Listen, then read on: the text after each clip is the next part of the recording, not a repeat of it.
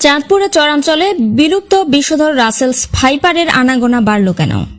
মহিউদ্দিন আলাজিদের রিপোর্টে বিস্তারিত জানাচ্ছি আকলিম আক্তার।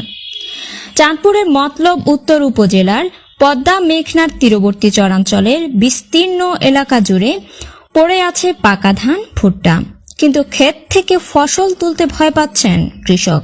এ ভয়ের কারণ এলাকায় তীব্র বিষধর রাসেলস ভাইপারের আনাগোনা বেড়ে যাওয়া। যে সাপের কামড়ে গত 1.5 মাসের মধ্যে এখানকার অন্তত 2 জন কৃষকের মৃত্যুর খবর পাওয়া গেছে।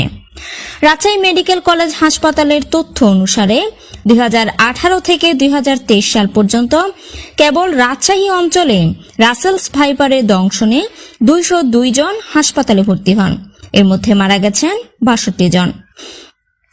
আর চলতি বছরে এখন পর্যন্ত পদ্মা মেঘনার তীরবর্তী চাঁদপুর, রাজশাহী, রাজবাড়ী ও ঢাকার কাছের জেলা